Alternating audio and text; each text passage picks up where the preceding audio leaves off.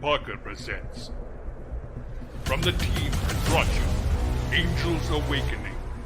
After 100 years, Henry Hatcher is awoken to fight his mortal enemy. But he is not alone.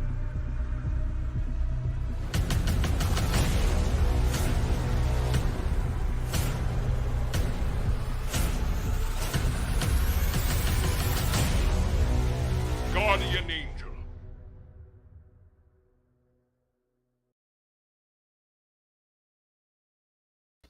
Good evening, everybody. Hello, hello. Welcome to another episode of Critique Corner with me, Daniel Parker. And me, DB Fastbinder. And boy, we have a eclectic week for you this week. Yes, we do. We got monsters and 1950s. A movie set in the 1950s masquerading as the 1930s. Yes. This does make me wonder what a Coen Brothers Godzilla versus King Kong movie would be like. I'd pay to see that. Yeah. It'd just be Godzilla and Kong sitting around, on a mountain somewhere, and Godzilla keep telling Kong, "Shut the F up."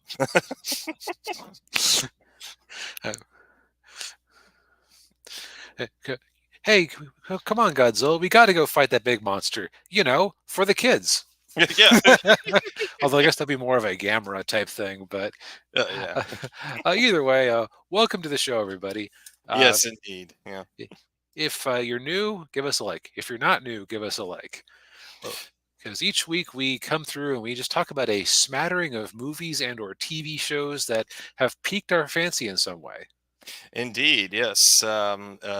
Usually we always go something new or new-ish, and then something classic. But of course, before we get into all of that, we'd like to talk about the box office. Yes, and while I pull that up, it is kind of nice to have some numbers that aren't like directly catastrophic to report. It's been a rough year for the box office compared to last year, which we were like, man, that's such a rough year for the box office. Yeah. Just, well, when you have a strike and everything gets pushed back or delayed, yeah, it's. Yeah, it seems like the scuttlebutt is that the studios basically said, okay, you want to strike? Congratulations, we're now force majeuring a whole bunch of products that were greenlit during stupider times. Yes. So as far as major releases, the only one that came out last weekend was Twisters, which I was not expecting this one to put in any numbers, because it seemed like so many of the big bombs we've been having this year where it's like, hey, remember that movie from 30 years ago? No, not particularly. Well, we're making a sequel to it anyway. Shut up. Yeah. Yeah. I've actually never seen the original Twister, so I can't really I can't really comment on it. I just remember seeing the commercials for it and thinking it looked really stupid. Yeah. I remember watching some reviews of it back in the day, and all I really remember from it is, wasn't it Bill Paxton in it? Yeah, Bill Paxton and Helen Hunt. And some really awful advice for actually surviving a twister. Yeah. But and it's still doing well in the midst of the week. Now, without seeing this movie, how was this possibly more expensive by like 50% than a movie with Godzilla and King Kong as primary characters? I don't know. I either they used different CGI people, or I don't think it has bigger name stars in this one than Godzilla Kong. Well, it does have one star who we keep noticing in places. It's that guy who is in what do you call it? In Maverick as the seemingly minor character who keeps popping up in other things that we review. Oh, Glenn Powell. Glenn Powell, yeah. I think I don't know that he's going to be like quite a leading star material in the same vein as like a Tom Cruise in his height, but he's definitely making his presence known in Hollywood. Mm. Well, let's hope he's more like Chris Pratt and less like Pedro Pascal. That's right, yeah. Or for that matter, I'm kind of tired of seeing both of them. It is Yeah, interesting how if you're an actor, you simultaneously want to be in as many things as possible, but if you're in too many things too quickly, people stop being able to see you as a character and just start seeing you as you. yeah. Now, some people can turn into this skid and get a Nicolas Cage type career, where people will go to see the movie just because it's them, no, because they know it'll be an amusing performance. Yeah. But yeah, so $200 million movie made 81 million domestically its opening weekend. As of just shy of 2 weeks, we're looking at 156 worldwide. Now, I have a feeling this thing is about to get a little bit stomped by Deadpool and Wolverine. Oh yeah. Yeah. Although it might be different enough? Question mark. Mm. Yeah, and Deadpool and Wolverine's rated R, Right. so that I you think might this have a thing is little. I think it's PG-13, yeah and PG-13. yeah. Um, now, meanwhile, Deadpool Wolverine is probably going to have minimal impact on some of the rest of our top five here, considering that numbers 2 and 3 are Despicable Me 4 and Inside Out 2, Hmm. which, for reference, and this is just kind of astounding to me, Inside Out 2 in the United States has exceeded Godzilla X Kong New Kingdom or New Empire's total gross back from March in the late fall, early summer movie season. Oh wow. Well, yeah. Like I mean, I guess more people want to see kids movies than monster movies. Also, they released some of these movies too stupidly early in the year, Yeah. but that's neither here nor there. Rounding out the top five, we got Long Legs and A Quiet Place Day One, which is Long Legs. What was this one? Oh, okay. FBI discovers occult clues. Okay. Yeah. Oh yeah, Long Legs was Nick Cage, I think, right? Was it? I think so.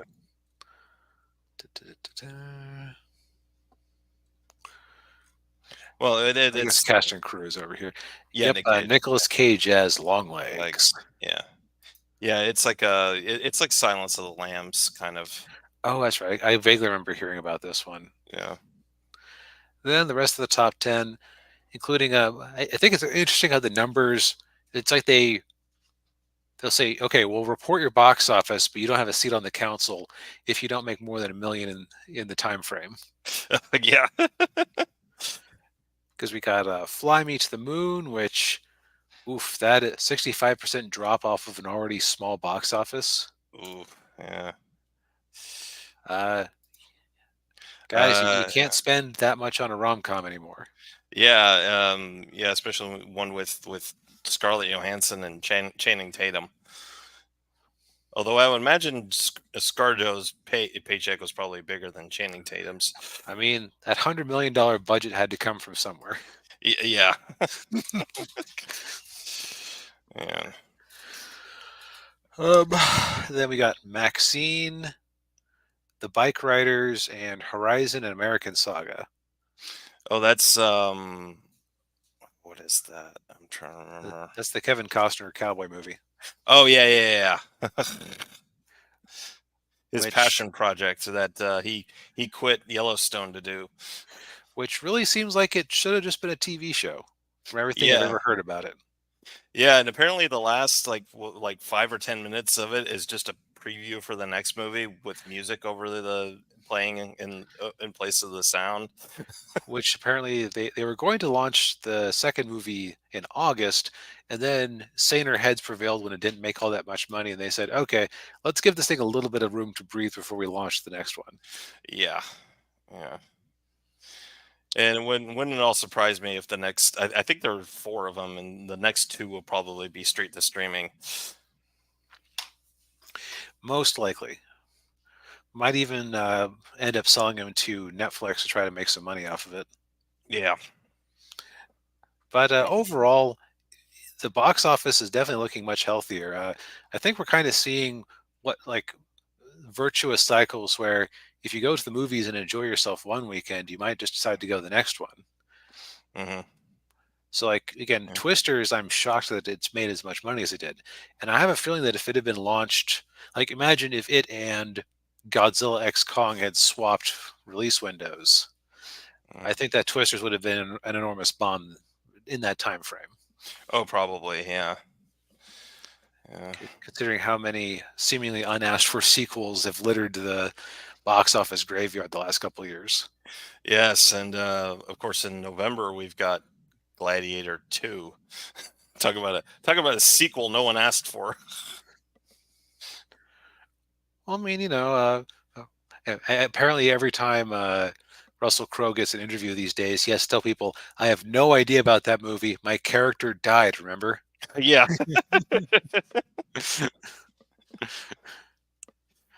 Yeah. Yeah. But yeah. But speaking of ancient apes, Yes. so first movie review, Godzilla X Kong.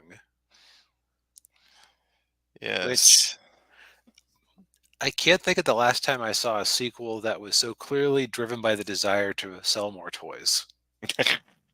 Batman and Robin. Yeah, that's fair. The Star Wars prequels. Maybe. Yeah. Although the Star Wars prequels had much more of a story to tell. That's true. Yeah.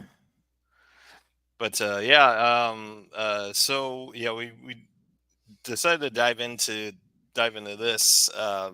Now, full disclosure for me, I've only seen the first movie, the one with Bryan Cranston, and I've seen, and we were talking before the show. I've only seen like the first 20 minutes of Godzilla versus Kong. And I stopped watching after the part when the first fight between Godzilla and Kong, when they're basically ripped off Evangelion, where they're hopping on the ships. Yeah, and I thought for sure that, okay, so the movies in this series of MonsterVerse films have been fairly disconnected from each other. Like, there's some world building that's shared, but once monsters live in the Hollow Earth, there are these giant creatures called Titans, which is their English translation of kaiju, I guess, which actually works pretty well. Yeah. And that's really about all you have to know. Of course, I decided to bring Daniel along for the most direct sequel out of all of them. Yeah.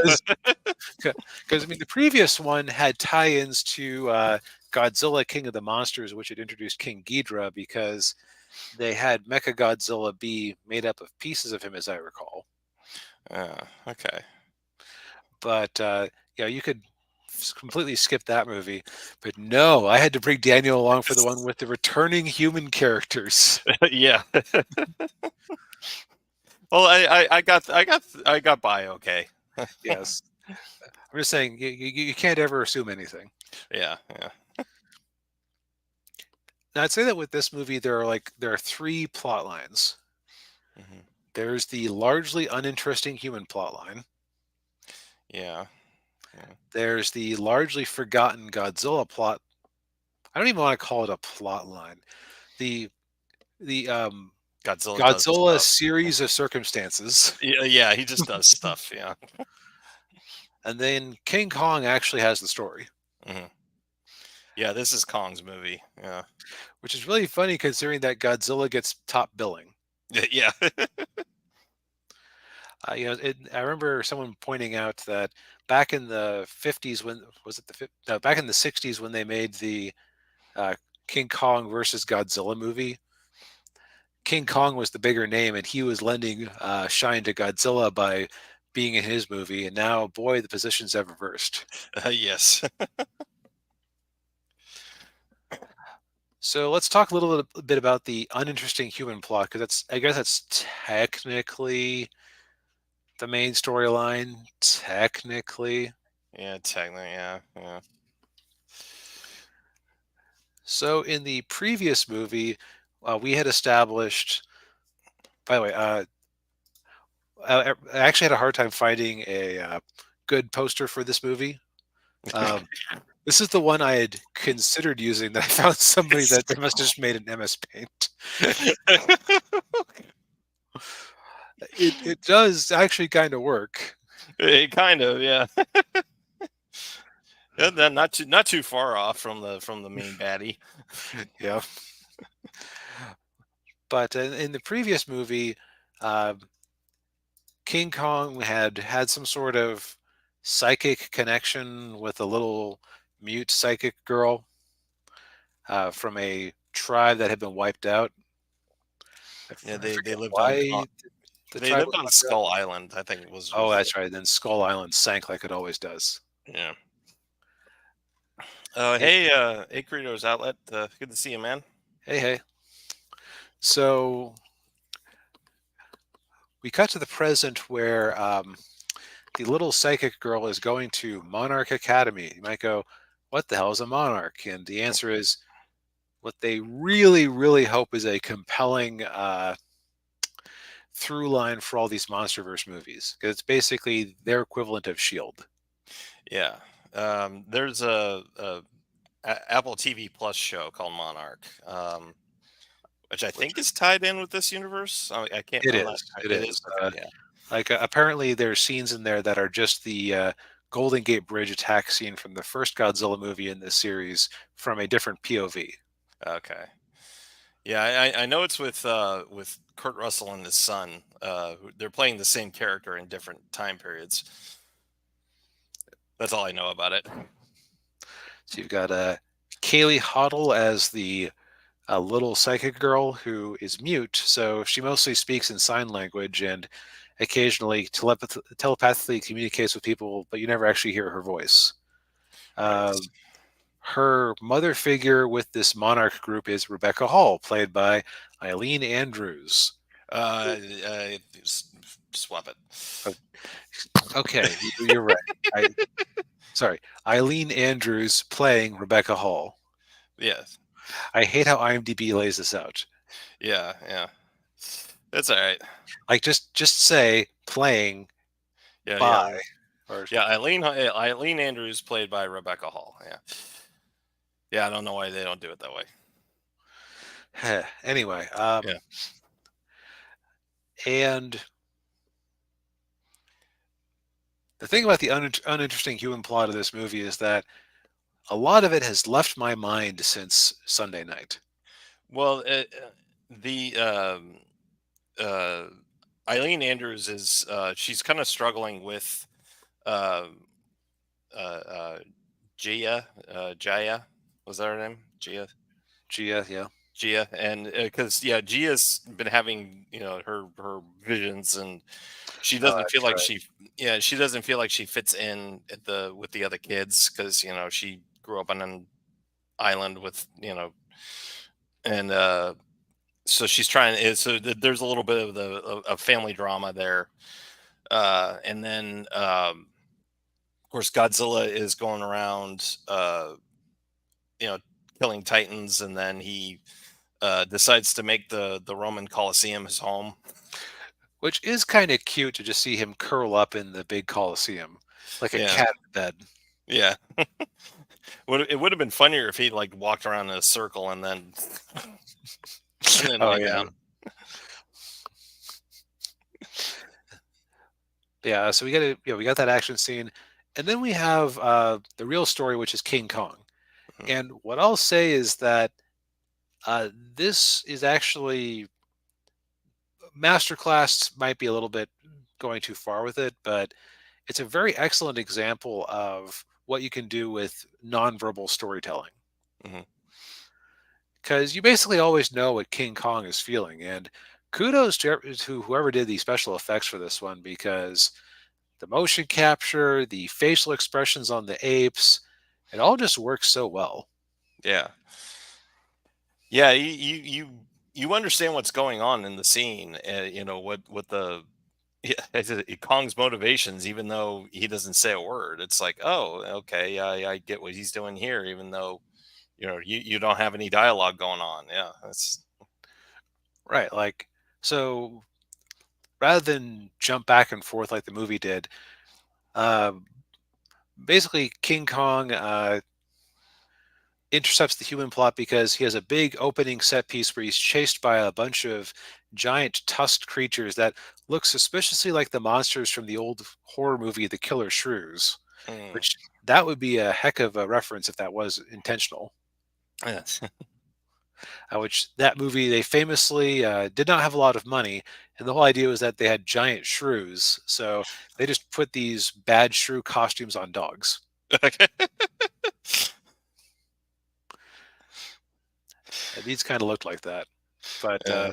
you find out that King Kong has a toothache, Hmm. and so he ends up back on the surface world. Even though in the last movie, he and Godzilla had kind of an unspoken agreement: Kong, you stay underground. The surface is mine. Yep. So the humans were rather nervous about Godzilla figuring out he was there. Yeah, but they have to call in basically call in a vet who's this it's his name's Trapper, and he's played by Dan Stevens, who we saw a couple of weeks ago in Euro Vision song contest. He was Oh, he was the Russian guy. he was a Russian guy who was the sort of romantic rival of Will Ferrell. Uh, Look, there are no gay people in Russia. He told us so himself. that's He's right. That's definitely right. not projecting anything Yeah. or repressing anything. Repressing it. Yeah. uh, but yeah, so he's kind of this like eccentric hippie kind of guy, and then but he has like a flying uh flying like apparatus thing where he's able to pull Kong's tooth and replace it with like a titanium one. And so they're like, okay, we got they got to figure out how to get him back have him go back down to the hollow earth. But then they lose contact with their facility in hollow earth, so Right, they have their to go down research and group down there. their research group, so they have to go down and find out what happened to him. And that's what sort of sets the plot off. And then with the girl having the visions, and because they're picking up these spikes in energy, and they're tied to her visions. And so the girl goes along with them down into hollow earth, and they bring along what was the guy's name, Bernie. Bernie Hayes, Bernie Hayes, yeah. basically kaiju Alex Jones. Yeah. And he's and the actor was he played Lemon in Bullet Train. Okay, I thought he looked familiar. Yeah, He's lost some weight. yeah, he has. Yeah, he looks good. But yeah, so they bring him along, and of course, you can't have a situation like this and not have things go wrong, which of course Right. things go wrong. Now, it's strange is that at this point you would assume that King Kong would hook up with the humans and they would travel together as they tried to uncover this mystery. This is not what happens. No. So the humans go off and have uninteresting adventures in the jungle. Favorite moment was when Trapper, the vet, lets a giant mosquito suck his blood on the theory that, oh well, it needs it more than I do, so it can lay its eggs. To which Yeah. my thought is, you're a vet. You know just how many diseases can be spread by mosquito bites, right? Yeah. There's this thing called malaria, and I think dengue fever and yeah, yellow fever. Yeah. yeah. Eeh. Hey, not only that, you're in an alien ecosystem, so stop it, get some help, Yeah. or else you'll be joining the circle of life sooner than you expected. Yes. So, so yeah, they basically bumble around until they find another group of Gia's tribesmen who are living in the ruins of some sort of ancient, I guess, Lumerian or not Lumerian. No, they said it was older than the Lemurians, who are like a favorite fake ancient civilization. Yeah. Basically, so before they had the theory of continental drift, the one theory that they had to answer some questions about why creatures were where they were, and there were lemurs in Madagascar, and then there were similar creatures in Southeast Asia. But it's like, okay, how did they get there? Mm. So before continental drift, there was lots of theories of lost land masses, and the hypothetical one that would have connected those 2 points of the map was called Lemuria, after the lemurs. Ah. Huh. Lemuria is a common thing in 19th century occultism. Like you'd have people like Madame Blavatsky who would talk about how, oh yes, we inherited everything from the ancient Lemurians and whatnot. Okay. So basically a bunch of bunk. Yeah. But getting back to the interesting plot, Yes. so King Kong ends up in a fight with 3 other giant apes, and in a little ape, who he befriends the little ape, but he kills off 2 of the big giant apes, and another one gets away to tell his master about Kong, basically. Yeah. And Kong has the little ape show him where the other apes are, and you had a scene where it very obvious that the little ape was luring Kong into this whatever giant snake, whatever, like snake River dragon. monster thing, yeah. Yeah, was dwelling. It's like, okay, that little guy is obviously trying to kill Kong. Have the kill Kong. Yeah. But Kong seems to realize that, but still wanted to befriend the little ape. Probably because he's been alone his entire life. Like that was a big thing at Kong Skull Island, was that how the various skull monsters that he and his family were fighting had slowly whittled them down to just him. Mm. So him taking on a fatherly role like that was actually like very appropriate. Yeah. But also just another good example of silent storytelling where you could basically tell what the character wanted and was thinking without having to hear a word. Yeah. It's then more uninteresting human stuff. And then the movie kind of remembers, oh, right, Godzilla's supposed to be in this thing too. Damn. Yeah. We thought we were writing Kong Skull Island too. Yeah. Yeah. So yeah, Godzilla's he goes up to the North Pole to take out this Titan and absorb his energy, and so he spends basically up until the third act. He's just up there chilling out in the North Pole, absorbing this new energy because he's getting ready for some big fight, and they're like, oh, He's anticipating a big fight. yeah, yeah, so eventually Kong gets led to the where the other apes are, and they're all being used for slave labor by the who the humans discover is actually the Scar King. Not the Scar Giver. Scar Very Giver. important. No. He's not the Scar Giver because that's the character from Rebel Oh. Moon. Scar. Right. Yeah. But no, he's a giant orangutan with a pretty cool looking weapon, which is basically a whip made out of some spine that has a glowing rock at the end of it, which he uses to control what looks like a final boss from Monster Hunter, which is a big reptile that can generate sub-zero temperatures. Yes, and the monster attacks Kong, and Kong gets frostbite on his arm, and he has to Barely escapes. barely escapes. Yeah. And then the humans, Trapper, the world's greatest veterinarian slash adventurer guy, his brilliant idea is he conveniently their hovercraft had a mode where it could turn into a supportive exoskeleton for Kong's hand. Yeah, so he basically gave him a Nintendo Power Glove, only it's gold. Yeah, made him Thanos. Yeah, without yes. the gems. Yeah. Which that's the first decision that I think was made by the toy selling department. Yes. Yeah. Got to give the kids their own glove thing. Yeah. Yep. Well, and also, we already had a movie with Godzilla and Kong. How do we make the kids buy another Godzilla and Kong? We'll make them distinctive from the previous movie.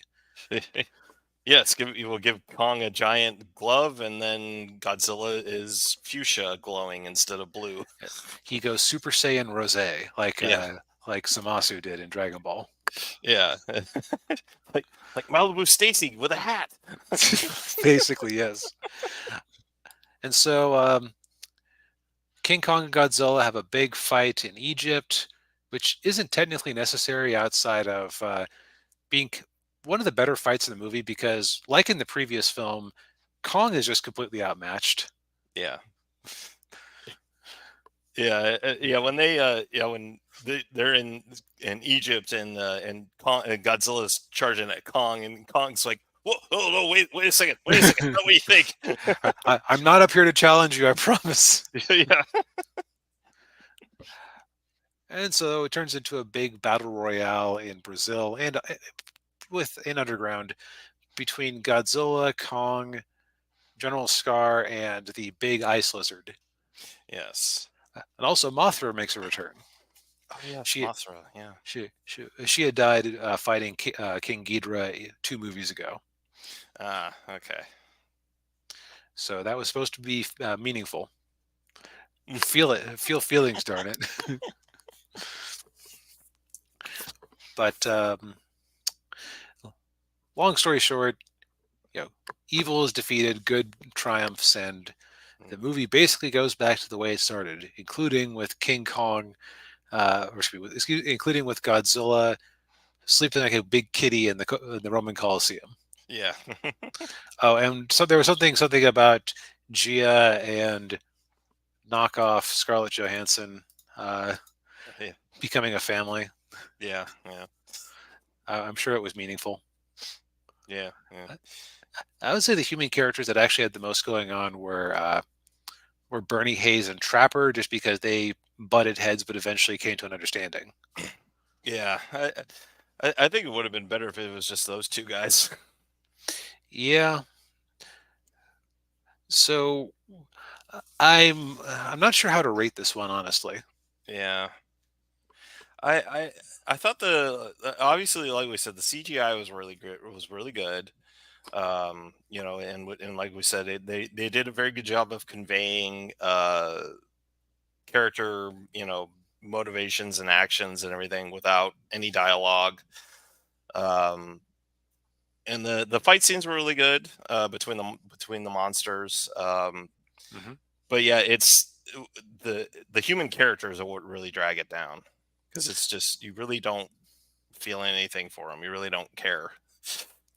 Which that's hilarious because that's been the case with just about every single one of these movies I've seen. Kong Skull Island was the best with that, which is probably why I rate it as the best of these movies overall. Mhm. Because you had basically had Samuel L. Jackson as a guy who had just lost Vietnam, refusing to give up to this stupid ape, Yeah. sort of a Captain Ahab type situation. Mm. Yeah. I guess I got to go back and watch that one. Yeah, if you're going to go back and watch any of them, it would be that one. Yeah. Now, I warn you, it does have Captain Marvel in it, but she's Oh, mostly yeah. bearable. Yeah. All right. But it also has Loki, so it's Oh, that balances that out. yeah. But back to this movie, and yeah, it feels weird that Godzilla is a afterthought in a movie where he has top billing, but we calls him how he sees him. Yeah. Yeah. So yeah, I don't know. I'd say it's very mid. Mid is a good word for it. It's just kind of average. Yeah. I would say the previous movie was more interesting, just because like both characters were more integrated into it. Hmm. Yeah. I'll also say that while it is nice for Kong to not be alone anymore, Kong's whole thing is that Kong's whole character is that he's like the last of his kind. And so it does make him a bit less special when you have a society of hundreds of these apes that have just been trapped underground. Mm. Also, don't expect plot logic from this one. Yeah. But as a character study with King Kong and the other apes, as a series of high octane CGI fight scenes, totally serviceable. It's on Max right now. If Yeah. you've ever enjoyed a giant monster movie before, you'll probably enjoy this one too. Yeah. It's just in a post Godzilla -1 world. Hmm. Boy, is this the opposite end of the spectrum from that movie. Yeah, it is. Yeah. Yeah. If you ask me to choose between those two, I'm picking Godzilla -1 every time. I enjoyed this movie as much as I did after having Godzilla -1 recently rewatched to compare it to. Yeah. Yeah. Yeah. But at least it wasn't. uh, Actually, what occurs to me that our connection here with our next movie is it's also part of a series of mid-action movies. Yes, it is. Yeah. So I finally got around to watching this Resident Evil, the original one from the 2000s.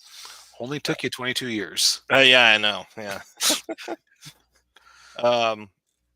So now again, much like our previous review, I only know a little bit about Resident Evil. Like I played a little bit of Resident Evil 2, both the original and the remake. I haven't really played any of the other games. I know a little bit about the lore, but from my understanding, is every character in this movie was not in the games.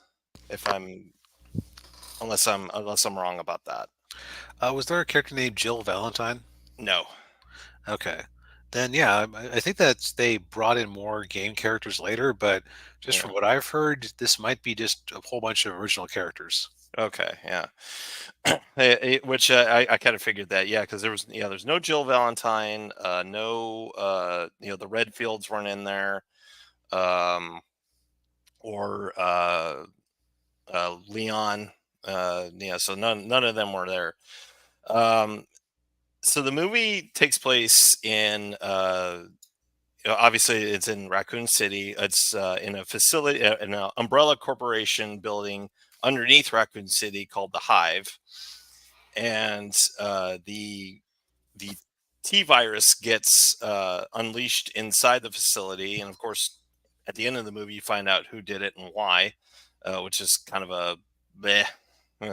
um, but they so then the AI that's in control of the hive, called the Red Queen, basically locks the whole thing down, uh, and it released a bunch of and part of the lockdown is it released all this knockout gas, and there's a I guess the only way to get into this place is through this underground train, and it's underneath a mansion, and the mansion is guarded by these two Umbrella agents. One of them's Milia Jovovich, and the other is this other guy. I'm trying to remember the guy's name. I linked you the IMDb earlier. If that helps. Yeah. Yeah. Let's see. Yeah. So I'll say I'm not the biggest Resident Evil guy myself, but just from hanging around fans over the years, I don't recognize a single one of these names. So I'm guessing all these characters who have like Dr. Blue, Ms. Black, Dr. Green, Ms. Gold. I'm guessing they're all totally original OCs. Yeah, I'm guessing that too. Well, there's even a character in there who a guy who pretends to be a cop, and at first I thought that was Chris Redfield, because Chris Redfield was a cop, or Leon Kennedy, but it wasn't. It's somebody completely different. Yeah, this was back in the days when every sort of video game and comic book adaptation would like, okay, we'll use your name, but we want nothing else from you. Yeah. Yeah. So the other guy was his name was Spence, and what happens is when Alice and Spence get hit with the knockout gas, they lose their memories. Okay. And yeah, so Let me they ask you a question. Is yeah Spence sus? yes, Badumtish. but yes, You might say that he's keeping the audience in suspense. yes. All right, that is the extent of my of my observations about this movie. Yes. Since Well, Daniel yeah, watched it and I didn't. yeah. So so they so then this umbrella team shows up, and it's led by Colin Salmon, who's a British actor playing a you know doing a convincing American accent.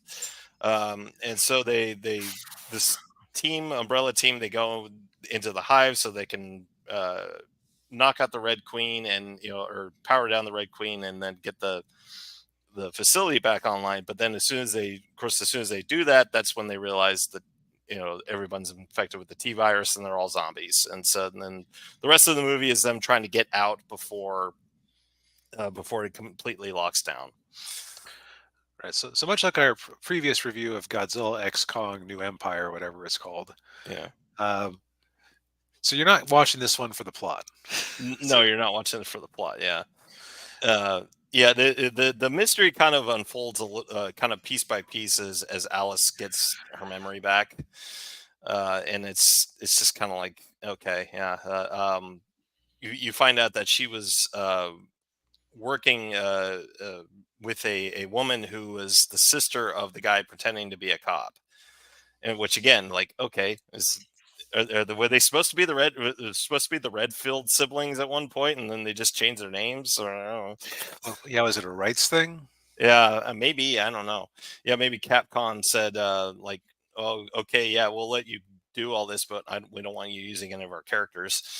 Right, maybe they looked at the script and they said, we're too far along to do another script, but you're not allowed to name any of these characters after our characters. Yeah.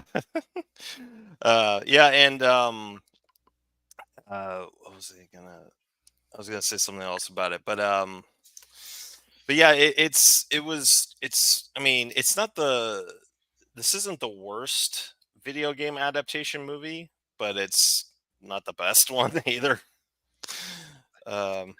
So imagine you had no expectations for the video game. So just as a schlocky zombie action flick, how does it work out? It's okay. I think it there for me there wasn't really a whole lot of tension. It was just kind of like, okay, yeah, like you kind of you knew that. I mean, they're only going to be like, it was probably it actually ended up being the typical horror movie where you had just the final girl at the end, the Okay.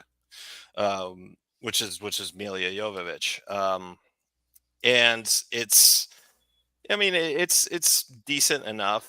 I thought it could have been a little more action packed, but they were probably uh, handicapped by the technology of the time, or maybe hamstrung by the budget. Right, which in 2002 had a $35 million budget. This is pretty. I mean, not huge, but definitely expensive enough that they probably didn't want to do too much. And I will say too, the CGI is very dated. I mean, that's what got me. The CGI looked really bad, and I'm like, okay, this movie came out the same year as The Lord of the Rings: The Two Towers. Oof. It's like, although Lord of the Rings had a much bigger budget than this movie, but yeah, I mean, it's I don't to me, I don't think this movie was good enough to spawn like 5 or 6 sequels. However many movies are in this series. Yeah, it's here. 1, 2, 3, 4, 5, 6, 7 of these movies have gotten a domestic or a box office release. Yeah, just Although, unless Raccoon City based on this series directly, or was that an attempted reboot? Well, I think Welcome to Raccoon City was a reboot. Because if I remember that one right, that one actually did have a lot of the characters from the Yes, game. it does. Okay, that's right. So I'm guessing that the final chapter is the last one with Miss Jovovich. Yeah. Well, and the movie was directed by Paul W.S. Anderson, who of course did Mortal Kombat, the original Mortal Kombat, and what else did he? Event Horizon was in that one's probably his best movie. Right. These are just kind of schlocky paycheck movies where it's like, now was he married to Mila when the movies started, or did they develop the thing over time? Probably developed it over time. I don't know. I don't think they were married when they first started working on the series. Because I will say Mila Jovovich has a bit of a history of hooking up with the directors of movies she's been in, because she was in a relationship with Luc Besson for a little while. Oof. Yeah, they did The Fifth Element together. So That's right. I forgot she was in that. yeah, she was Lilu. Yes, Multipass. Multipass. Lilu Dallas Multipass. Directors are her Multipass. Anyway. Yes. Um, so yeah. So would you say if you're just in the mood for turning your brain off, recommend go find something else? I mean, yeah, you'll be reasonably entertained for an hour and a half. So yeah, I mean, it's on. If you want to give it a watch, it's on Netflix until the 31st. So that's kind of another reason I wanted to watch it, because I knew it was leaving Netflix soon. So yeah, yeah. It is what it is. Yeah. I'm glad I didn't waste my money and time seeing it in the theater when it came out back in 2002. Yeah, though back in 2002, you might have been young and impressionable enough to have a better time. Yeah, probably. Yeah. Yeah, I was 17. Yeah, probably. So while you're giving your thoughts on that one, I've been trying to come up with a A transition. transition for our next movie, but it's so very different than the other two on our list here. Yes, it is. Probably because of all of them, it's the least, for the kids. Yes. Yeah. So Yeah. Daniel, this is a movie I've been meaning to at least find out about for years, because when I would see lists of Coen Brothers movies, I would just see Hudsucker Proxy. And I'm like, the hell is a Hudsucker Proxy? Well, yeah. Unlike the previous movie, I actually did see this movie when I was in high school. We watched it in one of my business classes. Huh. Yeah. Which was an interesting choice, I thought. I'm like, Yeah. So I didn't realize that you had seen it before. yeah, yeah, like 20 plus years ago. But yeah, I kind of, as I was watching it, I was starting to remember parts of it. Yeah, but Now that's an interesting choice for a business class movie, yeah, because like realistically, the only messages you'd get out of this movie are, you have to communicate better, yeah, and it does touch like a little bit on corporate governance slightly. That mhm. this was probably the college professor just wanting to take it easy. I think so. Yeah, So Hudsucker Proxy. Every time I saw this title for years, I was thinking, well, why not just suck the HUDs directly? Don't use a proxy, yeah, which is the sort of demented thought process that has made me the man I am today. yeah. But yeah. So this movie came out in the early '90s. With it was obviously Coen, as we said, it was a Coen Brothers movie. And it definitely has their quirky style. Um, Although not nearly as vulgar as their other movies like The Big Lebowski. No, and I think it's because it's a period piece. Because it's weird in that it claims to be set in 1959, but all of the visual elements are like Art Deco, and the cars and the fashion are and the way characters talk is pure 1930s. Oh yeah, yeah. There's really only one reason it's set in 1959, and I don't necessarily know if I want to spoil. We necessarily want to spoil it. Yeah, we're gonna have a big spoiler section. Let's kind of talk in generalities for the moment. Okay, yeah, yeah. So basically, the plot of the movie centers on this company, the Hudsucker Industries, which is owned and run by Warring Hudsucker. And it starts off where he's in a board meeting, and the guy's telling me, "Oh yeah, we're doing great, and At the profits top are." of the world.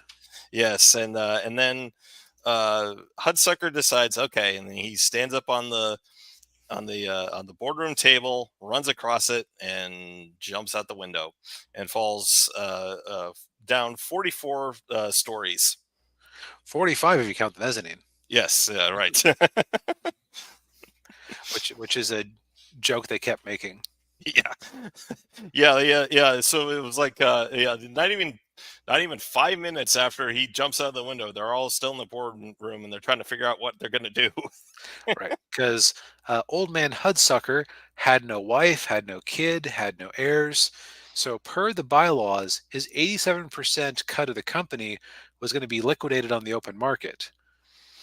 Yes, which meant the common rabble can buy stock in the company and have ownership in the company, and they don't want to have that. Right. Yeah. With the problem being that Paul Newman and company, the stock has been on such a tear lately that there would be no way for them to buy up a controlling stake of the company. So, the board would lose their majority stake or the majority status. So they kind of come up with a springtime for Mustache Man scheme or a producers type scheme where they're just going to hire some random schmuck. Yes, and enter into that Norville Barnes, played by Tim Robbins, and he's a bright-eyed, bushy-tailed, recent business school graduate from was it Idaho or Iowa? He's from no, not Iowa. It's Indiana, Indiana. Okay, Muncie, Indiana, specifically. Muncie. That's right. Yeah, Muncie, Indiana. So he's a bright-eyed, bushy-tailed Midwest guy, and he's trying to find a job in the big city. But all of the jobs require experience, which he doesn't have. And he ends up working in the mailroom at Hudsucker, where he's given just the world's worst job orientation. Right. This is the only time you'll be given this information. Uh, uh, If you use the wrong envelope for this type of mail, you will be docked. Yeah. Yeah. Yeah, and he's being told this in a very loud mailroom as people are throwing mail at him to sort. Yep. But he gets an all-important blue letter, which he has to deliver in person. It's basically the blue letter. It has to be delivered in person to whoever has it on there. No secretaries, no middlemen. And that's how he runs into Paul Newman's character. Let's see here. Sidney J. Musburger. Yes.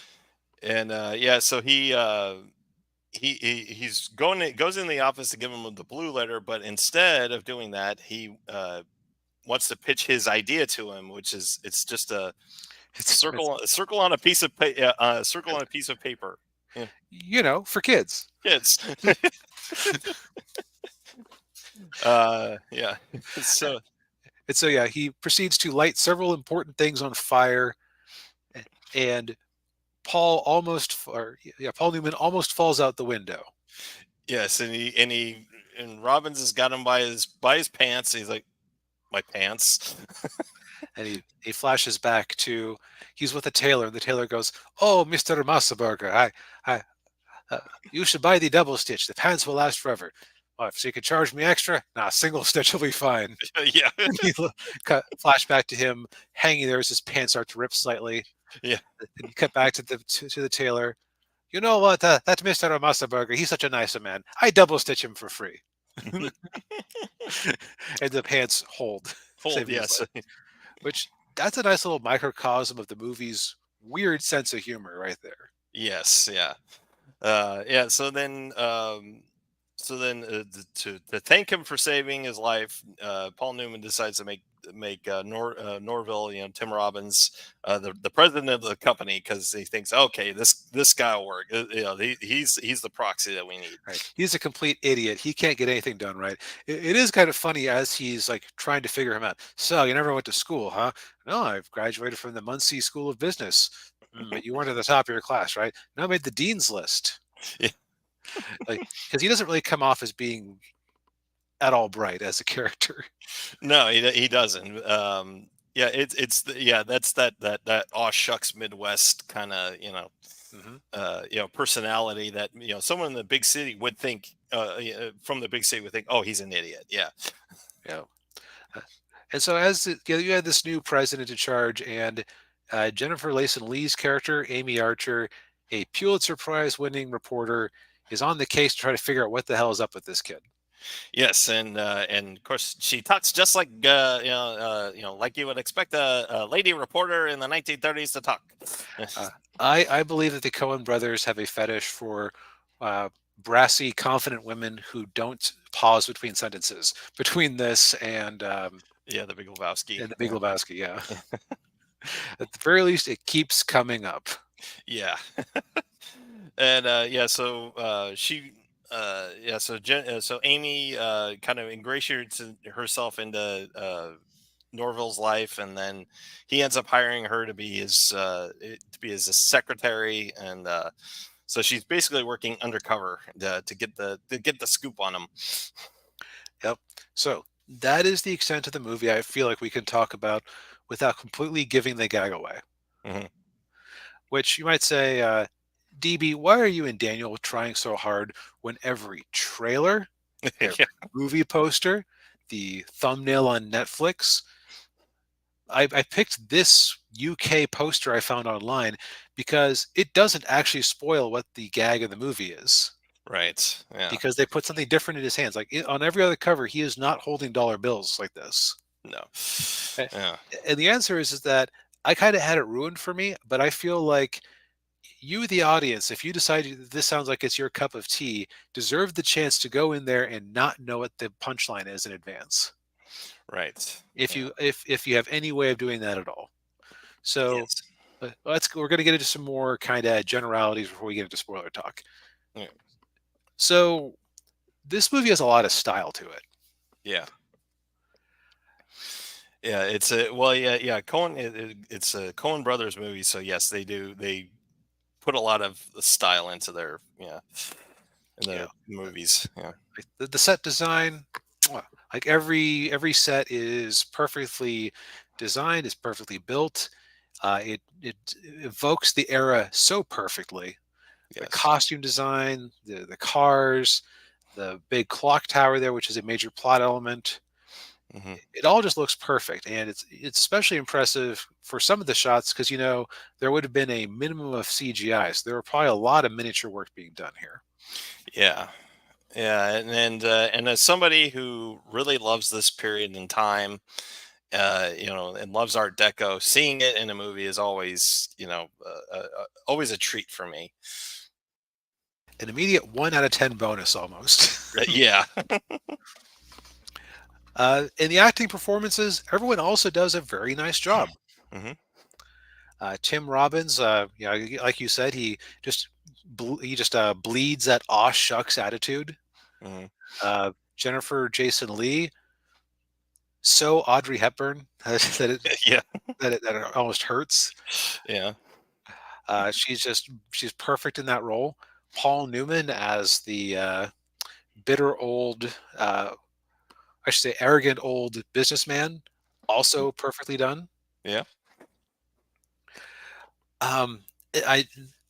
Just from like a directing, soundtrack, acting, set design, like every visual and audio element, I would say this movie is just about darn perfect. Yeah. But it's also a little bit weirdly hollow, is the way I would put it. Yeah, it's the story is very kind of I hate to say run of the mill, but like you pointed out earlier, it's basically it's kind of like the producers, but with in the business world. It, Uh, you could also liken it a little bit to Mr. Smith Goes to Washington mhm. in terms of you have the innocent guy being set up by the others. Yeah, yeah, I kind of found myself at a scene in the right at the start of the third act thinking, but I don't really know all that much about Tim because he's like kind of a shallow character because he starts off unsuccessful, gets successful, and it gets to his head. But like, there's not really like a very interesting journey there. yeah. His character arc is very. Um, it kind of felt unfulfilled in a way. Um, and it was yeah, like you said, he goes from well, yeah, it's the rags to riches to rags kind of thing. Yeah. Yeah, and yeah, and you really don't kind of get the feeling that he learned anything. Yeah.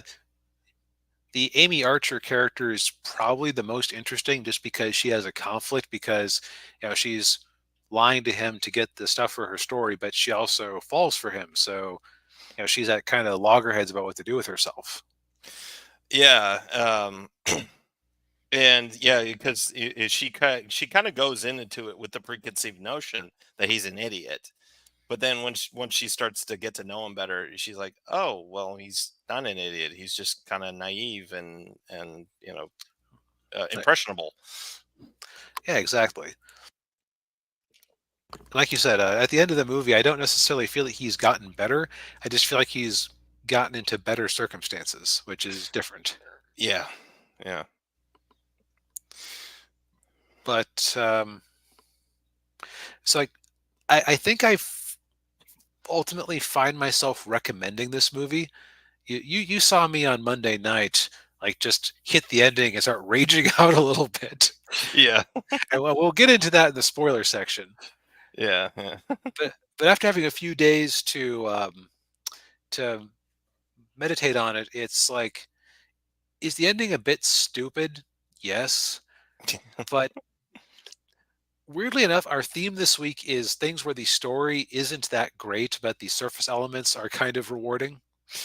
yeah, I wasn't expecting to compare Hudsucker Proxy to Godzilla X Kong, but there you go. yeah, But there's our through line. yes, So it's currently on Netflix. I would say that. So first off, if you've ever watched and enjoyed a Coen Brothers film, you're probably gonna love this if you haven't seen it yet. yeah, yeah, And it's also just very stylish, and the dialogue itself. So I kind of felt like a lot of the humorous dialogue in Big Lebowski kind of was a bit too precious at times. I think the period piece element of that helps the dialogue in this movie seem a bit more on point. yeah, yeah, and as I said before, there's no vulgarity in this movie. Yeah, so you can show this to just about anybody, really. Yeah, yeah, And at the end, it is kind of a happy ending, so there's not really a whole lot to object to too strongly. yeah, yeah. But we're gonna find actually no. So the thing that spoils the movie, if you know about it, we're gonna talk about very quickly. Daniel, do you have any non-spoiler thoughts to add before we move on? Um, just that it dawned on me that Tim Robbins and his character journey in this movie is actually not all that different from the dude in the Big Lebowski. It just kind of ends up in well. Okay, he ends up in better circumstances than the dude, but it's kind of like, did he really learn anything? Yeah, Right, right. Just a series of events happened. yeah.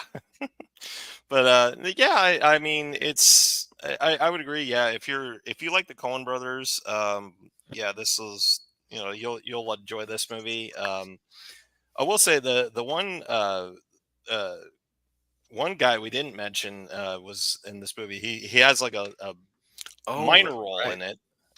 Was Bruce Campbell. How could I forget? Yeah, he's kind of like a rival reporter of Jennifer Jason Lee. Um, And and his name's he Smitty.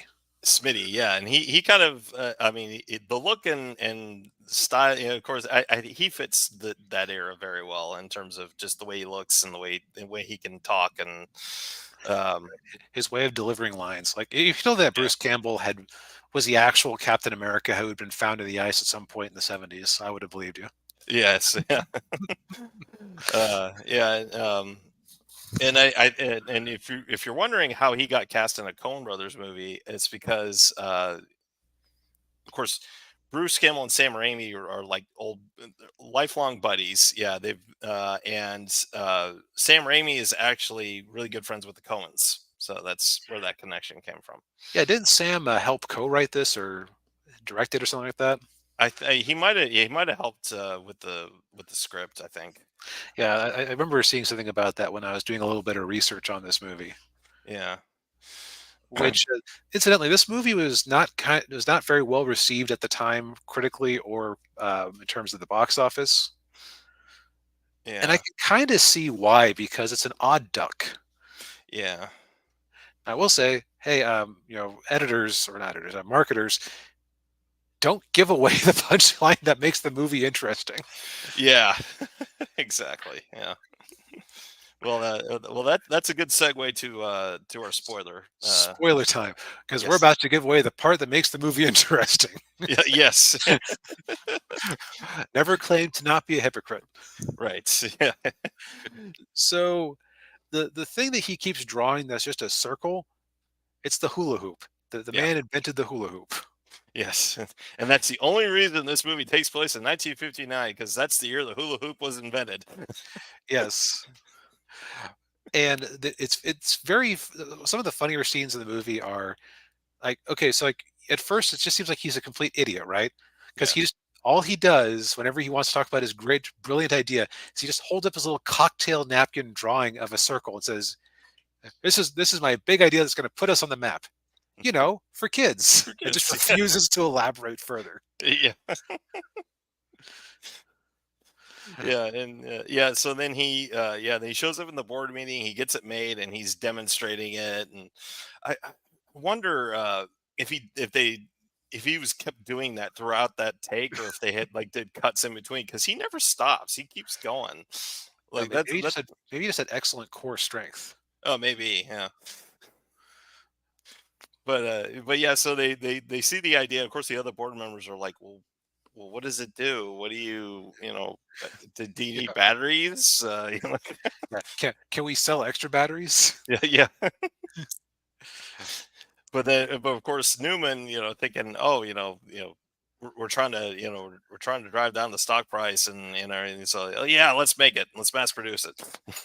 And the process of them approving it was kind of amusing, just because I guess that's probably the scene that would be the most educational for a business class, just because you are kind of seeing a um, parodied version of corporate approval processes. Yeah, yeah, and they even showed the two guys in the marketing department trying to figure out what to call it. Right, because at first Paul Newman calls it the dingus, and on the like on the bill of materials and everything, it's just referred to as plastic extruded dingus. Yeah, yeah, yeah, and then of course they're showing like, okay, how much it was going to cost to Yeah, produce. I think it was like, it was like 59 cents to produce. So proposed selling price 79 cents. Marketing guy looks at it and shakes his head, and so the guy just adds a one in front of the 79, and then he nods. yeah. Which, but $1.79 in 1959, that was a good bit of money. Yeah, just for reference, that would be 18 American comic books at the time. Yeah, If you're competing for a kid's pocket money. yeah, yeah. So then they end up putting it out on the market, and they sell it in the toys. Of course, like none of the kids are really interested in it. They have no idea They what to can't do. figure it out. Yeah, and it's not until one kid gets his hands on it, and he starts doing it with his torso, and he starts doing it with his feet, and he starts doing it with his head, and like, and All then kids just rush in. yeah. And there's a nice little visual gag where they had slowly been adding new price stickers to it. Yeah. 179, 159, 149, 139, Yeah. 99, 50 cents, 2 for 25 cents, free with any purchase. Yeah. And then the kids rush in, and he quickly is like, you have this montage of him quickly removing all of the stickers. And he just slaps on 379. Yeah. And then they have a newsreel of it taking the country by storm. Mhm. Um, so that's where Tim Robbins' character gets a big head, and the thing is, he doesn't really have a next idea. Yeah. Yeah, he's the they call him the idea man, and he's like, oh, I'm he's in there barbershop getting a shave. He's like, oh, what's your next say? Oh, I got a bunch of ideas, hula hoop with multiple colors and Extra sand for the hard of hearing so they can hear the sound. yeah, Larger ones for the obese. yeah, But he really doesn't have anything, and through a series of circumstances we can just kind of gloss over, he ends up being ruined, and uh, they find out that he ripped the idea off of somebody else, which was not the case, but yeah, Newman was trying to tank the stock price and set him up. yeah. Yeah, and so and then he gets declared crazy with the use of quackery psychology. Yes, we complete with the guy with the Austrian accent. Yeah, And so he throws himself off of the building with the clock tower. Mhm. So this is kind of where the movie started. It was bookended, and this is like, boy, like he can't throw himself off the building, can he? Yes, he can. I'm like, okay, man. The further he falls, the more likely he's about to just splat. Is this going to have like a dark ending to it? yeah, And then the moment that kind of made me rage, yeah, Moses, the kindly clock keeper, suddenly shoves a broom handle into the gears of the giant clock tower, which yes, and then causes time to freeze for everyone except for Moses, a villain who fights Moses, try to get the clock working again, and the angel of Mr. Hudsucker. yes, yeah. It took me a little while to figure it out, but then it hit me. The Coen brothers are really big into Greek literature and Greek plays. Right, like if you've ever Uh, seen "Oh Brother, Where Art Thou," it's really just the Odyssey set in Depression era South. yeah. So this scene, this scene in particular is basically like, so Moses is basically the Deus ex machina. Yeah, Right, and the angel of Warren Hudsucker is like the gods, like one of or the the Greek gods. chorus. Yeah, Yeah, the chorus, yes, coming down and fixing whatever, fixing the play, or fixing the story. And so Hudsucker tells Tim Robbins, "Hey, you never delivered my blue letter to Paul Newman." And he went, "Oh yeah," he said, "it's in your apron," because he's wearing the apron that he had in the mailroom. So he takes the blue letter out and he's reading it, and it said that whoever is made the president of the company, he gets all my shares, and right. he's yeah, Which if Paul and he wanted Paul Newman to be that president, but if you and the board decide different, I accept that. yeah, So really, if he had just delivered the letter to start with, the whole mess could have been avoided. yeah. Paul Newman's schemes were completely unnecessary. Yes. Yeah, and so as a result of that, you know, yeah, as they said, as DB said, the movie ends on a happy note where, although Paul Newman almost does a Hudsucker, and although we forgot to mention the part in the boardroom where one of the board members tries to do the same thing, tries And to dive yeah, out the window, and he just face plants into the, into yeah. the glass. And Newman's like, "Yeah, we installed some plexiglass last week." Yeah. But yeah, so Newman tries to do that, but then they talk him off the ledge, and then of course Tim Robbins is still the president of the company, and he's show him in the boardroom, new board meeting where he's now invented the frisbee. Yep. So the Hudsucker Industries is going to be successful forever, it seems. Yes. Yeah. Uh, So, as I thought about it, I realized that the scene where the hula hoop had magically rolled out of the toy shop and down like a couple of blocks, turned and landed at the feet of the kid perfectly. Hmm. Okay, so like that was another moment of magic-ish Yeah. stuff. Yeah, and also the scene when the newspaper hits Tim Robbins at the beginning of the movie, and he sees the coffee stain around the job opening at Hudsucker. Right. So there's like little bits of Deus Ex Machina, but I don't know, man. Pulling a Zawoldo and Yeah. freezing time to save him from falling to the ground and splatting. Just like at the moment, it really angered me because it felt like a betrayal of the rules of the movie. Yeah. Yeah, I could see that. Yeah. Like thinking about like just what the general light attitude of the movie, like I would almost liken it to a Broadway musical in terms of like what you're trying to analyze this Broadway musical's story. What?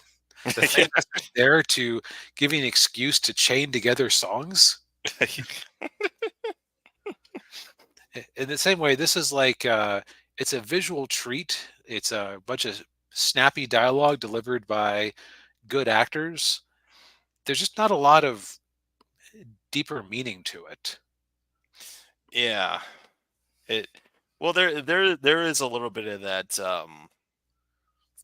a little bit of that anti big business and Right. and a parody of capitalism in there.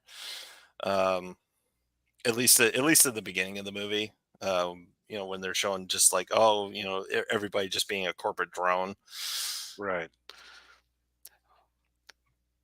Right. But you're not really on a journey with Tim. Right. Yeah. So I decided, as I often do if I'm having conflicted feelings on a movie, I go look at what reviewers at the time had to say about it. Like, say, when we reviewed Blank Man, I was like, okay, I got to see what people had to say about this stinker. Yeah. And I stumbled across Ebert's review of this movie from the time. And it was a very interesting review because he scored it at 2 out of 4 stars. Because on the one hand, he saw the same merits we did, the actors, the snappy dialogue, the beautiful set pieces, the excellent directing, just everything going right on a surface level. But he also kind of said, the movie had nothing going on. Yeah. Yeah. And so he ended up splitting, like, so he's, one side of me, the angel on my shoulder wants to give it a 4 out of 4. The devil on my shoulder wants me to give it a 0 out of 4. So I'll split the difference to give it a 2 out of 4. Yeah.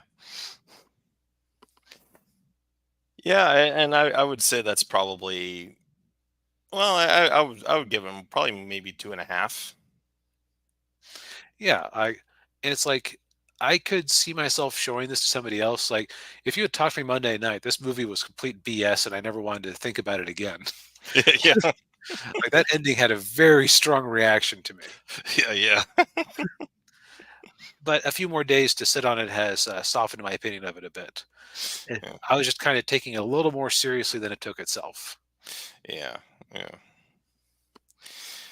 Yeah. And I will say another thing too. I'll say is it does have the Coen Brothers signature kind of like dark humor.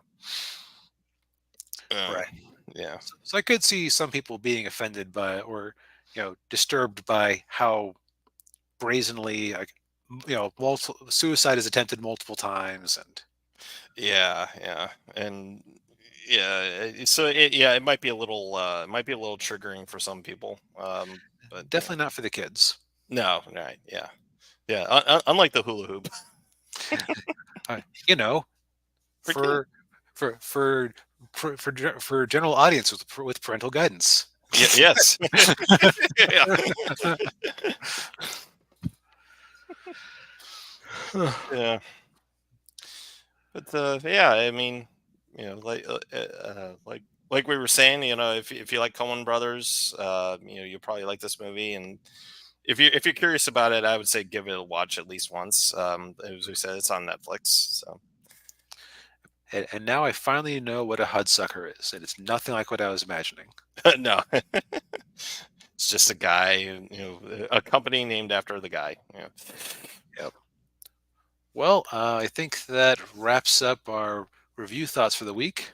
Yes, indeed. Thank you everybody for tuning in. We appreciate it as always. Hit that like button, subscribe to the channel if you haven't already, ring the bell, all that good stuff, and we'll see you next week. Later. Night, everyone.